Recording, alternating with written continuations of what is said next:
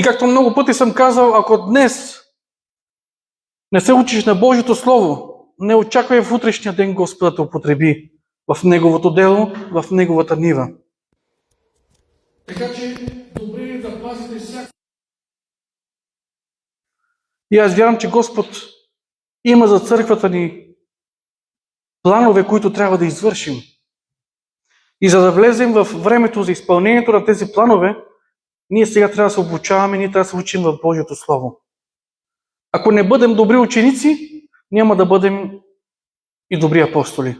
Но добрите ученици ще бъдат и добри изпълнители, добри служители на живият Господ, да кажем амин. И аз се надявам, че тук има хора, които обичат Господа, обичат Неговото Слово и искат да извършат Неговата воля. Не забравяйте, че и Бог има план с всеки един от вас. Но за да влезеш в този план, да се изпълни в живота ти, в семейството ти, ти трябва да си духовно грамотен. Казвам духовно. Не е важно в света кой клас имаш. Важно е в духа, в словото да си грамотен, за да те употреби Господ.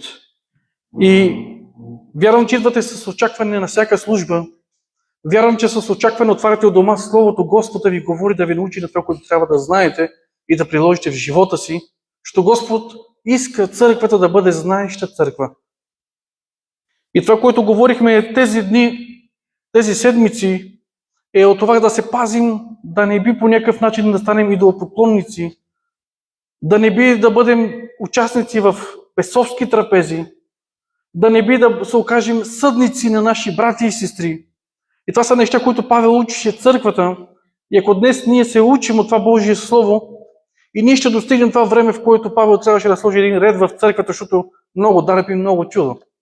Много служители, много духовни. И това е Божията воля за всяка една църква. Да не липсва нито една от дарбите, но напротив да бъдат в изобилие, в толкова изобилие, че трябва ред да се сложи. Дай Боже. Мечтая си за това нещо да видя в църквата, когато служиме, да има от всяка една дарба, да не липсва нито една. Тогава църквата ще бъде силна и славна и ще прослави Господа силно, мощно и славно, както Той заслужава.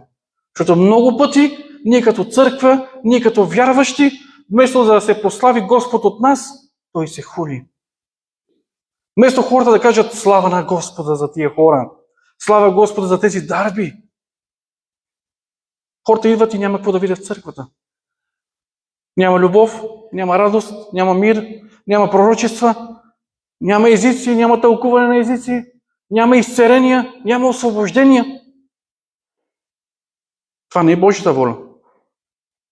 И за съжаление много църкви, ако някой човек падне, който е обладан от бяс, сигурно ще избягат църквите.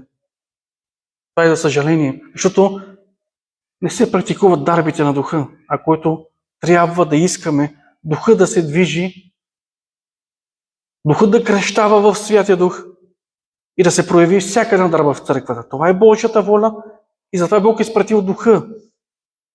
Благовестието и дарбите, за да може църквата да устои до край и да прослави Господа достойно. Така че, искайте, желаете с цялото си сърце да познавате Божието Слово, тогава ще видите и славата на Господа в живота си. Ще видите духа да оживява чрез Божието Слово във вашия живот. Няма ли Слово? Не очаквайте и помазание, не очаквайте да видите и славата на Господа. Нито в дома си, нито в живота ви, нито в църквата. Но ние желаем славата Господна да бъде в църквата, да бъде в семействата ни, да бъде и в нас, да кажем амин. Така че въоръжете се с тази мисъл, че вие трябва да бъдете ученици на Христос, да се учите на Неговото Слово, да го пазите в сърцата си, както дава пример с девиците. Това масло, което е от Словото и от Духа, да го пазите в сърцата си, за да светите, но да имате и в резерва, в изобилие. Защото идват много тежки времена, брати и мои сестри. Идват времената, в които много хора ще отстъпят от истинската вяра. Говоря за истинската вяра, защото има и фалшива вяра. Яж си, пий се, весели се, не бой се, прави каквото си искаш. Господ е милостив, прощава всичките ти грехове. Ти си млад, носи си новите дрехи. някой ден на стари години ще си направиш една молитва и Господ ще ти прости и ще влезеш в Божието царство. Това е една фалшива вяра, едно лесно християнство, което дяволът заблуждава много хора. Но истинската вяра, която ние учим и предаваме, че трябва да бъдем готови да се отречем от себе си. Че трябва да се покайваме пред Господа и да съжаляваме за всеки грях и грешки, който се грешаваме пред Господа. Да търсим лицето на Господа, докато Он може да се намери. Да го очакваме с вяра. Така че в тези трудни времена, които идват, ако ти не си вкоренен в Божието Слово, ако ти не си изпълнен с духа на Господа, ще бъдеш лесно заблуден и ще отпаднеш. Казвам да не бъде. Но църквата трябва да бъде будна и трезвена, коренена в Божието Слово, в здравото Слово, за да може който и да дойде. Словото казва, каквото ли ни благовестие да ви докара някой друг, било от небето, било от земята, да се опазите от заблуда, като знаете кое е истинското благовестие Христос. Вярвам, че днес има Господ какво да ни каже, така че надявам се днес да има добри ученици, които ще слушат Божието Слово и сме в 1 Коринтияни, 9 глава. И там ще подчертая 3 неща, които Павел говори към църквата. Едно от нещата е правата, които имат апостолите, пастирите, служителите в църквата. Тема, която е много неприятна за проповядване. Второто нещо, че при все, че сме свободни и освободени от всичко в този свят, ние трябва да бъдем готови да бъдем роби на Христос и на правдата. Да не бъдем роби на греха, но да бъдем роби на Христос и на истината. Така че второто нещо, което имаме, което ще подчертаем, че трябва да се отречем от себе си и да бъдем служители на живият Господ. И третото нещо, което ще подчертая, което Павел учи църквите, че трябва да бъдем състезатели. Да бъдем състезатели. Да. Ще го прочетем след малко. Така че влизам в Словото на Господа. Това е Слово, което трябва да го знаем. Това е Слово, което трябва да знаете. Както много път съм казал, днеска сме тук, утре не знаем къде ще бъдем. Може би всеки ще се върне в своя роден край, може би някой Господ ще ги изпрати на друго място, но вие трябва да знаете това Слово, което днес Бог ни учи тук на това място. И 9 глава казва: не съм ли свободен? Не съм ли апостол? Не видях ли Исуса, нашият Господ? Не сте ли вие моето дело в Господа? На други, ако не съм апостол, то поне на вас съм, защото в Господ вие сте печатът на моето апостолство. Ето моето оправдание пред тези, които осъждат поведението ми. Нямаме ли право да ядем и да пием на сметка на църквите? Нямаме ли право и ние, както другите апостоли и братята в Господа и Кифа е Петър, да водим жена от сестрите? Или само аз и Варнава нямаме право да не работим за прехраната си? Кой войник служи на свои разноски? Кой насажда лозе и не яде от плода му? Или кой пасе стадо и не яде от млякото на стадото? По-човешки ли говоря това? Или не казва същото и законът? Защото в Моисеевия закон е писано да не връзваш устата на вола, когато вършее. За воловете ли се грижи тук Господ? Или го казва несъмнено заради нас? Да, заради нас е писано това, защото който оре с надежда трябва да оре и който вършее трябва да вършее с надежда, че ще участва в подялбата на плода. Ако ние сме посели у вас духовното, голямо нещо ли е да поженем от вас телесното? Ако други участват в това право над вас, не участваме ли ние повече? Обаче ние не използвахме това право, но търпим всичко, за да се да не причиним никаква пречка на Христовото благовестие. Не знаете ли, че тези, които свещенодействат, се хранят от светилището, че тези, които служат на олтара, вземат дяло от олтара? Така и Господ е наредил проповедниците на благовестието да живеят от благовестието. Амин. И по-надолу казва, това не го казвам, за да го правите на мен. Но църквата трябва да знае нещо, че по принцип, казвам по принцип, църквата трябва да се грижи за своя служител, за своите служители, за пастиря, за апостола. И в много църкви, много пастири взимат заплата. Казвам си, аз не взимам. Но много църкви, пастири взимат заплата и някои вярващи хора хулят и осъждат такива пастири, че взимат заплати. И аз днес искам вие да знаете това слово, което казва, че това е право пред Господа. И че ако е в някоя друга църква, която има възможност и дава заплата на пастиря си, това е нещо прекрасно и много добро и е правилно пред Господа. Но, за съжаление, има и много църкви от нашите, които познаваме, нямат заплати, пастири, които едва свързват дата края и някои се налагат да се оставят домовете и църквите, за да отидат и да припечелят за семейството си, което също не е добро пред Господа. Защото в Малахия, когато Бог каза на народа, че го крадат и че са проклети, беше заради това, че неговия дом остана пуст. Защо остана пуст? Защото служителите се принудиха да оставят Божия дом и да отидат да работят, да се прехранват семействата. Нямаше десятъци, нямаше дарения, нямаше приноси, нямаше заплати и се наложи да оставят Божия дом пуст. И това подбуди гнева на Господа. И за това Божие Слово е, че църквата трябва да се грижи за своите служители. Това го казвам, както напълно казва Павел, не ви го казвам, за да го правите на мене, но да не бъдем съдници и да не участваме в такива дела, хора, които съдят своите пастири, които получават заплата. Това е нещо, което трябва да знаете. Това, по принцип, повечето пастири, аз съм вече колко години тук, това е 2017 година, аз никога не съм го проповядвал, защото не искам, както Павел казва, някой да похули името ни пред Господа, служението ни пред Господа. За нас е по-важно хляб и сол, гладни, жадни, но да служим на Господа с добро име. Но това го казвам и църквите трябва да знаят това Божие Слово, че това е наредено от Господа и никой не трябва да съди своя пастир. Това го казвам не само заради нашата църква, но в много църкви има проблеми. Така че Божие Слово е. И надолу Павел казва, но аз не съм използвал нито една от тази наредби, нито пише това, за да се направи на мене така. Защото за мен е по-добре да умра, отколкото да се осуети някой моята похвала.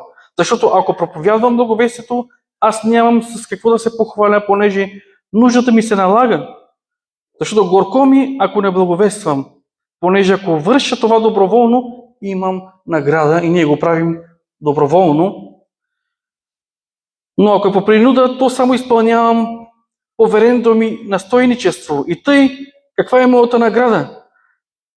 Тази, че като проповядвам благовестието, да мога да направя благовестието безплатно, така че да не използвам напълно моето право. Пък и другото нещо има, и за съжаление ние го виждаме, че пък и много пастири и служители се възползват от това слово, за да използват църквата, за да използват верващите хора, за да обогатяват и нечиста, гнусна печалба. Пък и другото нещо, което също трябва да се пазим, защото не може пък в благовестието си да отиваш да благовестваш, да отидеш някъде, за да служиш на Господи и да искаш да ти се плаща. Да иска някой да дойде на църква и ти да му искаш вход и да си плати за словото, което ще слуша. Това вече не е добро пред Господа. Едно е дискуса, който пускаме, който желая на драго сърце, каквото е решил, не по принуда, не по закон, но на драго сърце. Обаче да принуждаваш някой да си плати за това, че ще слуша Божието Слово, това е вече зло пред Господа. Това вече трябва да знаете, че не е добро. Някой за да иска да дойде да благовества, да проповядва и ние сме длъжни да му платим. Както наскоро се случи, брата ни сподели, човек, който се надявахме, ще дойде, ще ни насърчи, пророческа дарба, служение. Обаче като почна да говори за пари, че той ще направи големи събрания на пари, той е помазан, как беше, брат? Той е помазан да събира дарения, той знае как да ги събира. Да има дарба да събира пари от църквите. И благодарим на Господа, че брата на време осъзнай му каза: добре, брат, ще се обадим. Остани си там, където си. За нас благовестието е важно да бъде безплатно за Божия народ. И това е Божията воля. И Павел казва вече втората част, която иска да почетая. Това беше първото нещо, което трябва да знаете. Добро нещо е църквата, ако има тази възможност да се грижи за своя служител, да няма друга работа, но цялото му мислене, цялата му работа да бъде само за Бога, така ще има повече време да служи на Божия народ, но за съжаление не много от църквите няма тази възможност. Даже става нещо много лошо, казвам лошо е, защото до толкова не могат да съберат финанси в църквата, толкова не могат да съберат, че не могат да си плащат наема на църквата. Това е вече голямо зло. Това вече мога да кажа, че е зло. Всички искаме Господа ни благославя с работа, финанси. Кой не иска от Господа благословения? Всички искаме и духовни, искаме и материални, така ли? Всеки иска да бъде благословен, да събира, да има. Даже обещаваме: Господи, ако ми дадеш толкова, ако ми дадеш шестица, това ти направя, това ти направя. Обаче, на сватбата, парите фърляме на музиките, големите банкноти, отиваме на ресторантите, плащаме скъпите вечери, обаче в църквата не може 5 евро да дадем. Търсиме стотинките, жилите къде са. И някои църкви найма не могат да си платят, пък камо ли заплата на пастира. Вие представяте си какво е това в очите на Господа?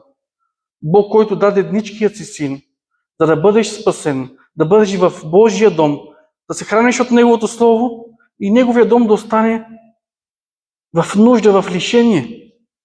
А искаме Той да снабди всяка наша нужда. Даже нещо като не ни благослови с по-нова кола, му се сърдиме даже.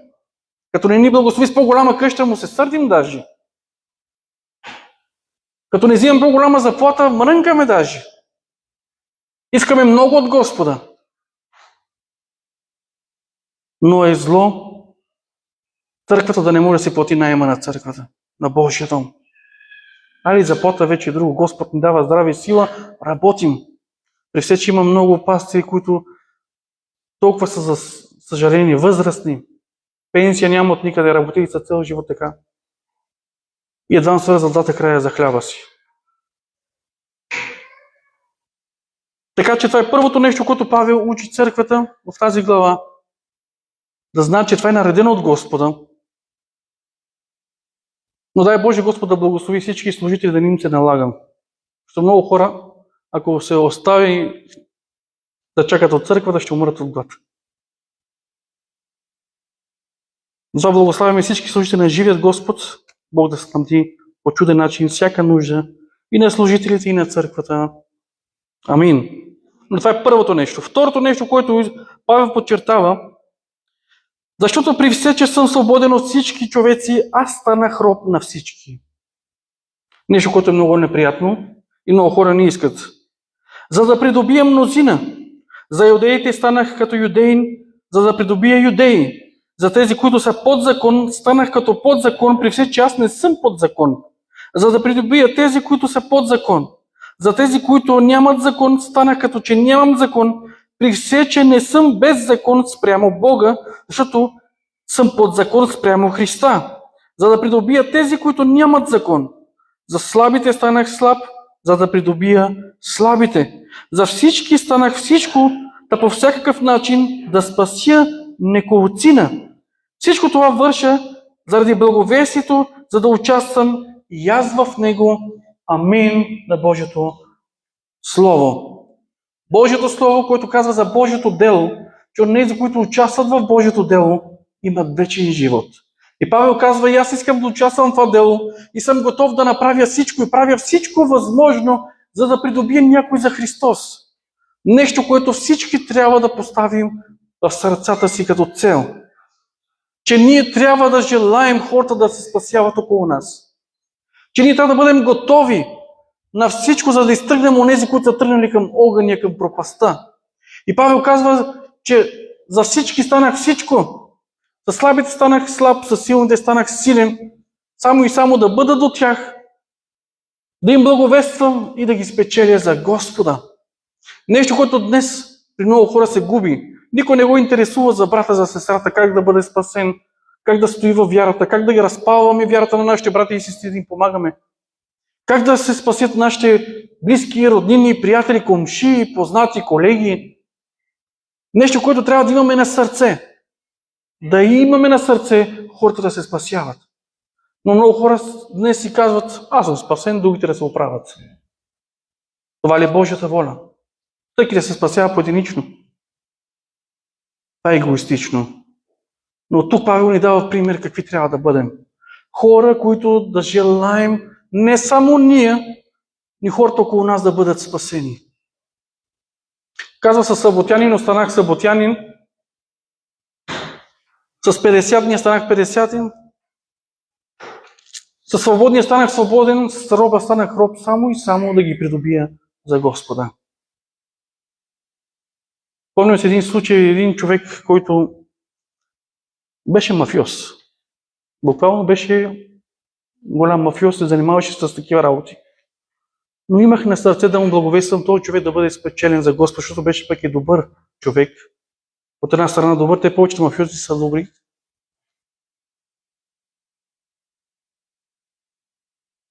И не знаех как. Опитвах се да му благовествам, но категорично не приемаше. Обаче веднъж ме покани на вечера, вика, аз ще пием по една ракия с тебе. И аз викам, сега те хванах. Аз никога не съм пил алкохол пред живота си, нито като младеж, ни като голям, никога не ме е влечал алкохола, цигари, наркотици и такива работи. Никога, още от младостта ми, Бог ме пазил. Но си викам, щом той ме кани на гости да пием по една ракия, ще използвам случая, за да му благовествам. Само да отворя скобичка, да не си мисля някой, че съм се пил и напил, не съм пил. Но просто седнаха с него на масата. Използвах случая, че той ще ме слуша. И знаете ли, отидох там, от вечерата си хапнах. От ракията не съм пил, но тя беше пред мене. Но използвах случая да му благовествам. И знаете ли, когато Бог докосна сърцето на този човек, след това, всички наркотици, които имаше и той продаваше, ги изхвърли в тоалетната. Имаше алкохол с дамаджани, всичко изхвърли в тоалетната. Пред Бога ви казвам, това е свидетелство в моя живот, отличен опит. И това е примера. С този човек седнах на неговото ниво. Добре, че нямаше кой да ме види от църквата, щеха да ме разпънат със сигурност. Но този човек тогава го спечелих онази вечер за Господа. Той се покая и целият му дом и децата му бяха спасени. Това е за слава на Исус. Това е само един пример, който може да дадем от многото примери, които когато имаш желание, искаш да придобиеш някой за Господа, ти трябва да си готов на всичко. И Павел казва, че точно това той правеше. Само и само за да придобие някой. Той ставаше като тях, падаше на тяхното ниво. На Исус го обвиняваха. Той ли ки е Божият син? Той ли ки е Месията? Яде и пие с какви? С грешници, с фарисеи. Но не можеха да осъзнаят това, което Исус предаде на учениците днес и на нас. Че ние трябва да бъдем готови именно на тези хора да отидем, защото здравият няма нужда от лекар, а болният. Грешният има нужда от Господ. Има нужда да отидеш и да му кажеш, че Господ може да го избави от тази тъмнина, която той живее. Но трябва да влезеш там при него в тъмнината. Трябва да отидеш там при него в калта. Ще се окляпаш, ще се изцапаш. Но трябва да отидеш там и да му благовестваш. Да се постараеш да бъдеш спасен. Така че, братя мои и сестри, използвайте случай, такъвто да е случай, да благовествате. Не ставайте фанатици да изкарате на хората акъл. Още от първа среща да му говори за откровението и за огненият ад. Но кажете му за Христос, за жертвата на кръста, за прошката на греховете и за новия живот, който Исус иска да даде на всеки един. И другото нещо, което Павел подчертава, третото нещо, което иска да подчертая, след 24 стих надолу казва: не знаете ли, че които тичат на игрището, всички тичат, а само един получава наградата. Така тичайте, че да я получите. И всеки състезател се въздържа от всичко. Те вършат това, за да получат тленен венец, а ние нетленен. И тъй, аз така тичам, не като към нещо неизвестно, така удрям, не като че бия въздуха, но уморявам тялото си и го поробвам, да не би като съм проповядвал на другите, сам аз да стана неодобрен. Амин на Божието Слово. И тук Павел говори за едно състезание, в което всички ние трябва да участваме. Състезание, което стартът е тук на земята, а финалът е горе на небето. И през този път имаше една такава хубава книга, ако си я намерите, от Джон Бивиер, препоръчвам я, Пътят на християнина към небето. Аз бях много насърчен на тази книга. Нещата, през които трябва да преминем, трябва да устоим, за да може да устоим в пътя да извървим, вярата да опазим и да получим венеца, който се дава на финала. Но има правила през този път, който е състезанието и финала. Има някои тарикати, които не искат на старта да тичат, обаче се крие там до финала и скача от храстите некъде и там, че при Бога това не върви. Тук на земята може да има такива шмекери и такива работи, но при Бога не може. При Бога не може да прескочиш нещата, които имат своя ред. И Словото казва, че ние трябва да се създаваме по правилата. В 2 Тимотей, айде да не отварям Симеон, не отвори 2 Тимотей, 2 глава. Малко да разширим това състезание, което сме тръгнали всички. 2 Тимотей, 2 глава от 1 до 7.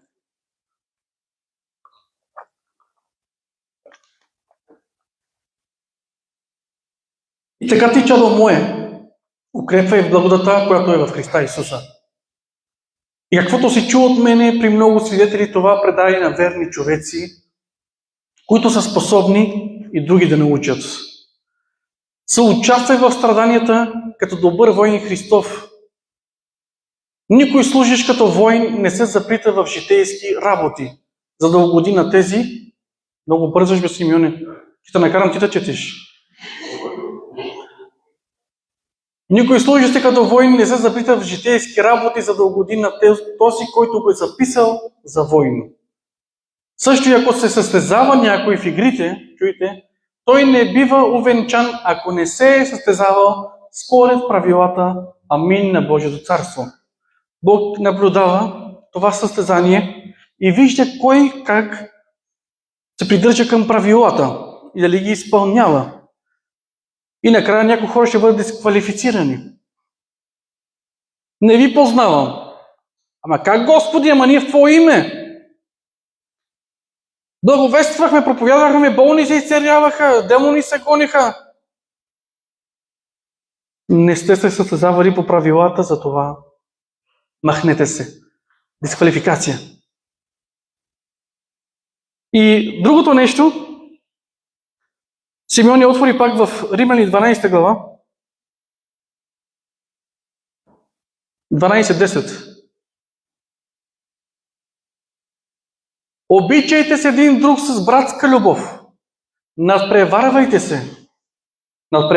се, да си отдавате един на друг почит. Амин на Божието Слово. Словото ни казва, че цялото писание, целият закон, всичко се държи в две заповеди. Да възлюбиш Господа с цялото си сърце, знаете, и ближния както себе си. Това са правилата на играта, които всички трябва да спазваме. Спазвайки тези правила, ние ще извършим Божията воля. Казва, надпреварвайте се, да си отдават един на друг почит. Изпреварвайте се, състезавайте се. Това е седно сега тук аз да застана на старта и брат Джеси да застане до мене и казваме: сега, брат Джеси, който от нас прегърне повече хора, той печели. Да го направим ли? Няма, добре, няма да го направим. Състезание, кой ще прегърне повече хора? За такова състезание говорим. За натичане може да ми избега, ако че е по-голям. Но в Господа, казва, трябва да се състезаваме. Да се отдаваме любов, почит, уважение, да си правим добро един на друг. Казва, в тия неща трябва да се състезаваме и да се изпреварваме. Но хората като че ли сме научили по друг начин. Искаме на нас да ни се отдава почит, очакваме нас да ни поздравят, първо на нас да ни покажат: ако ме поздравиш, ще го поздравя. Ако ме обичаш, ще го обичам. Ама Исус казва: ако само нахраниш това, където нахрани тебе, каква награда имаш? Затова и Господ ни казва да се изпреварваме един на друг, да се обичаме и да се даваме почит, да се показваме добро. И когато ти наистина го правиш това нещо, ти ще бъдеш одобрен от Господа, че животът ти в земята е преминал наистина, обичайки братите и сестрите, обичайки Господа, вършейки Божията воля, тогава ще имаш право на награда. При Господа е хубаво, че при Него няма първо, второ и трето място. При Него всеки, който е преминал финала, за всеки има награда. За всеки има награда. Така че този маратон, който е дълъг за тичане от тук до небето, си заслужава всичко да направим. Целият този търмоз, всичко това, което Павел казва, е изтърпял, всичко си заслужава само и само за да стигнем до финала. Но ако някой си мисли, че може да отиде на финала, без да обича братите и сестрите, без да прави добро, без да показва почит към братите и сестрите в църквата, ако някой не живее благочестив живот, ако някой си мисли, че ще види лицето на Бога, много се лъже. И Словото ни казва, че дори онези, които са дисквалифицирани, и за тях ще има награда. Защото са се опитали да излъжат. Опитали са се по нечестив начин да прескочат оградата, да влезат в Божието царство. Словото на такива какви казва, че са, брат? Никой не може да прескочи оградата. Някои се опитват. Има само една порта, през която може да влезе някой да отиде при Отца. Само чрез Сина. И който не вярва в Исуса Христа и не служи на Господа Исуса, не може да види лицето на Отец. Но някои си мислят, че могат да прескочат портата. Някои си мислят, че може да служат на Йehova без Неговия Син Исус Христос. Такива хора ще бъдат дисквалифицирани. И днес Павел ни казва с цялата си сила да се състезаваме и да издържим, казва, на всичко. Да издържим на всичко, защото нашето бягане не е просто бягане. Едно по-специално бягане с препятствия. В нашия живот ще имаме много препятствия. Дяволът ще ни поставя много препятствия, за да се спънем, за да паднем и да се дисквалифицираме от състезанието.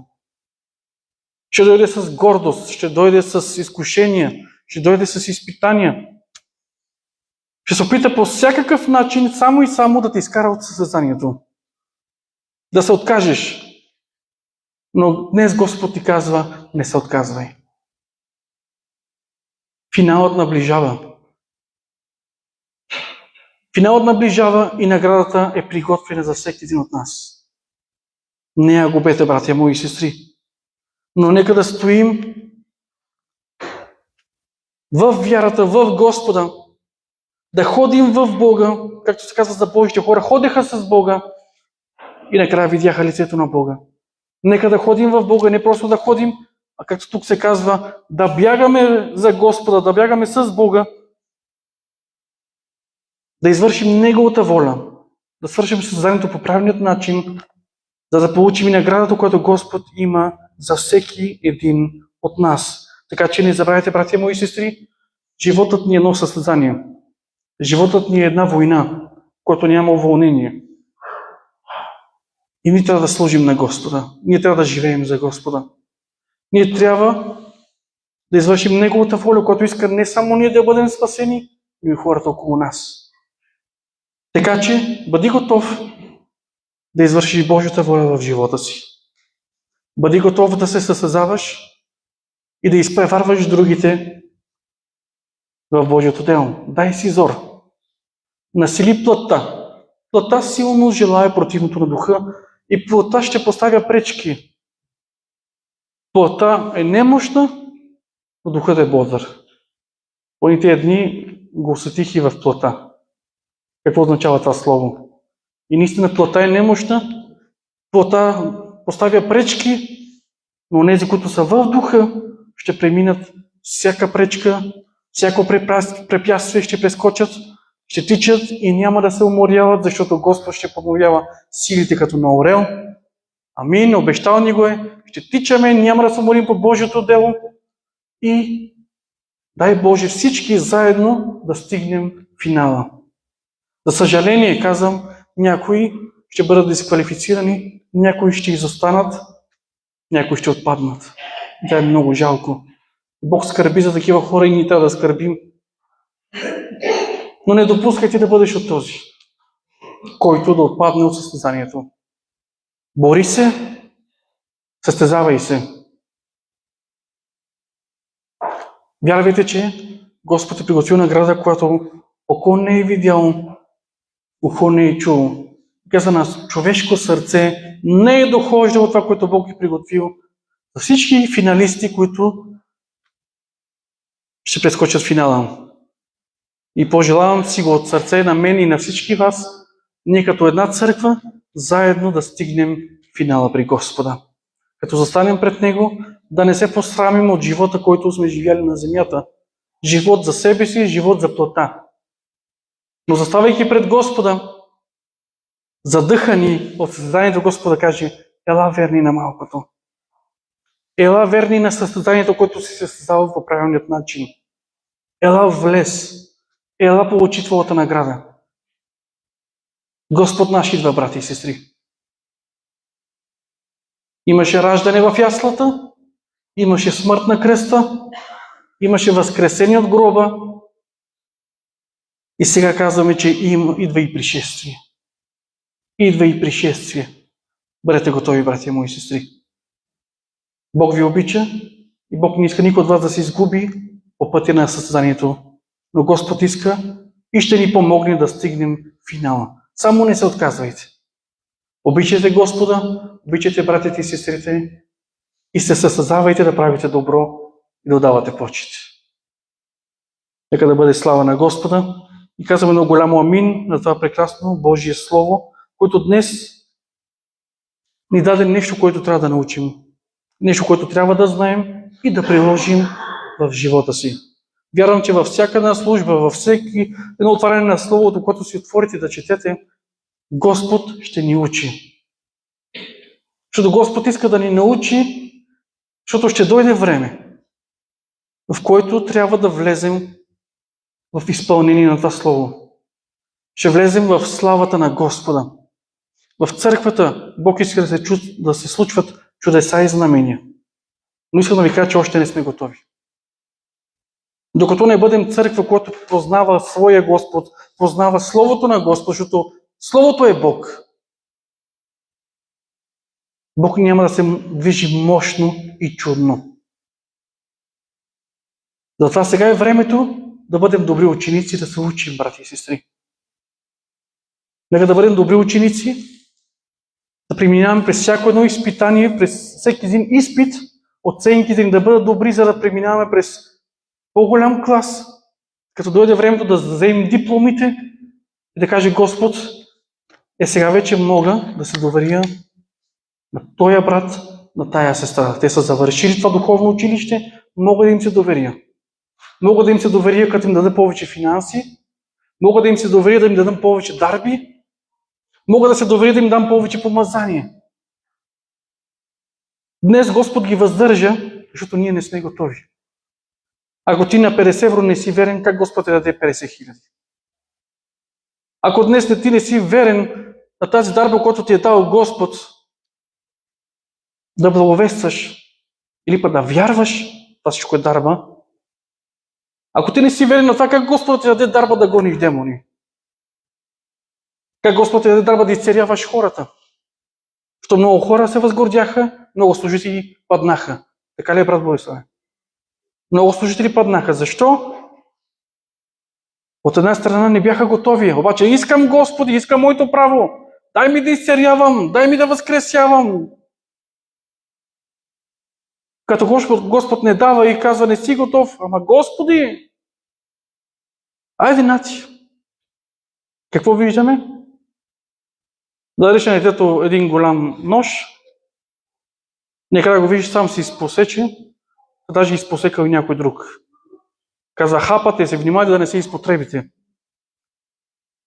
Като влезеш във Фейсбук, TikTok, всички професори на словото, като почнат едни спорове, като почнат едни обиди, да стигат и до проклинане и до псуване.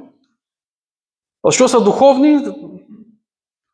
Защо много всеки знае и всеки иска учител да е? Това така не става. Затова и Господ много пъти въздържа неща, които иска да ни ги даде, но ние не сме готови. Така че един ученик, докато от първи клас не достигне, тук е 10 клас, България 12 клас, Бог дипломата тук така няма ти да даде духовна. Тук така дарби и помазания от Святия Дух няма да ти даде, ако не види, че си готов.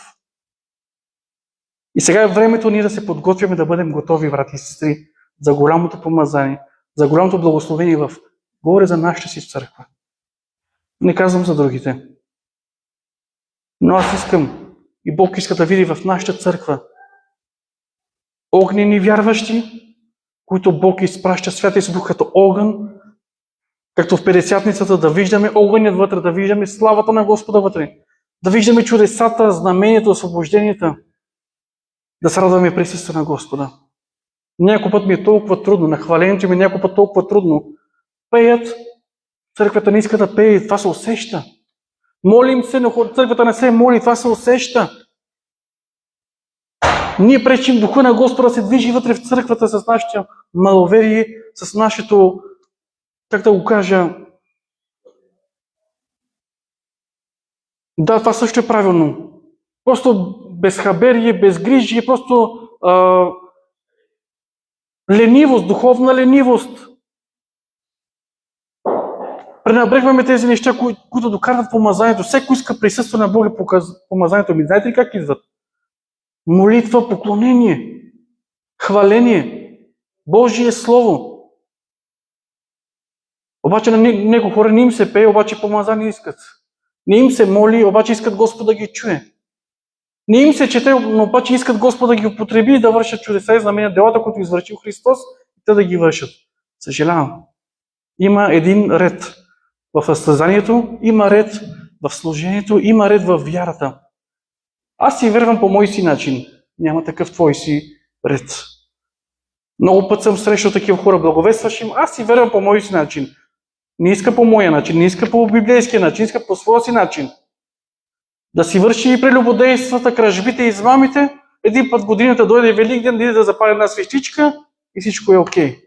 Съжалявам, такова състезание, такава вяра пред Бога не играе. Затова много хора ще бъдат очудени, като застанат пред Господа, не ви познавам. Много хора ще бъдат очудени, че са дисквалифицирани. Много хора ще бъдат очудени, че са наречени неверни. Затова, братя мои сестри, докато има време, докато имаме благоприятно време, нека да изкупуваме това време, тази благодат, да стоим здрави в Словото, да стоим в Духа, да търсим Господа в Неговия дом. Идвайки в дома на Господа, не идвайте да търсите да се видите с някой. Искате да бъдете присъствието на Бога. Когато влезеш в това присъствие, Господ ще ти говори. Господ ще направи нещо в живота ти. Само когато си в Неговото присъствие, това, което си говорихме с брат Недялчо преди службата, има една граница, има една черта, която трябва да преминеш. От нормално, естествено, човешко, да влезеш в свръхестественото. Защото ние имаме един свръхестествен Господ. И ако ти не се научиш да влезеш в свръхестественото, няма как да чуеш гласа на Господа.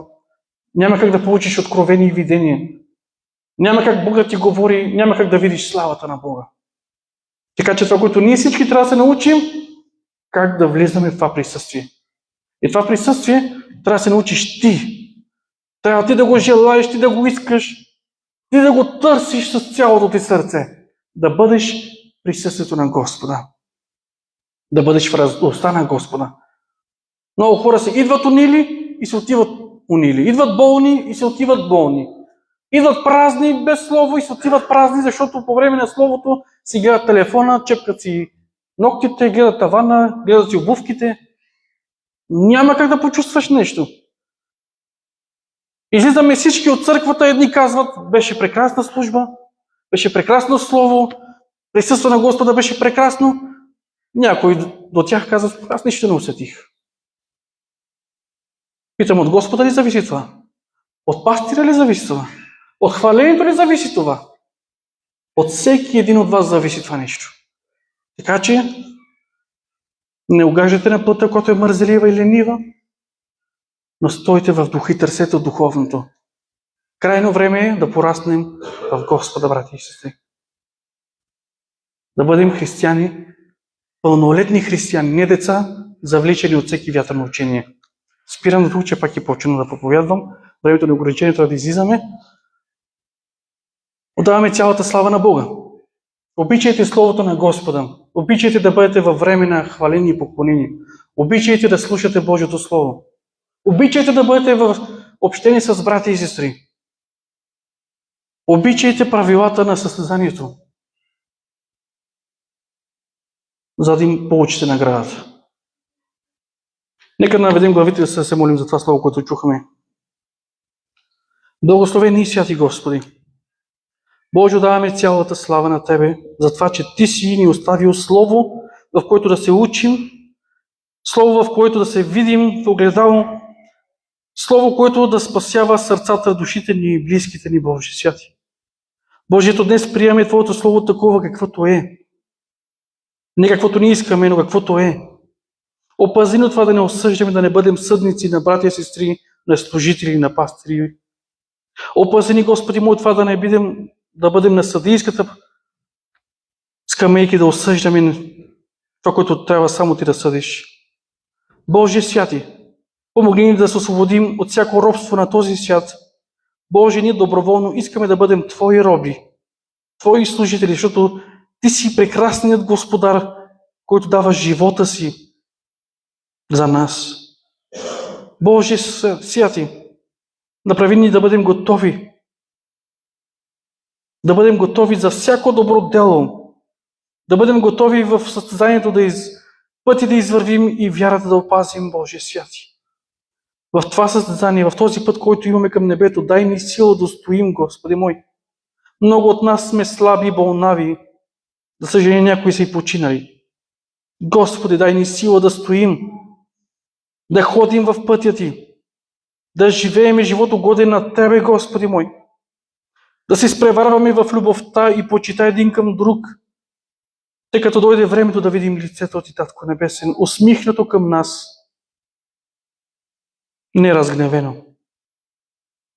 Милост, Татко Небесен. Милост към цялата Ти църква. Милост към нашите близки, роднини, приятели, комши, познати, Боже. Нека Твоето спасение дойде върху всички нас. Боже, давай един дух на мъдрост и откровение да разбираме Твоето Слово и да го живеем, Господи святи. Боже, искаме да ни научиш. Научи ни. Искаме да бъдем добри ученици, добри състезатели. Помогни ни, Татко Небесен. Отче, в името на Исус те молим, чрез Святият Ти Дух. Амин, амин, амин.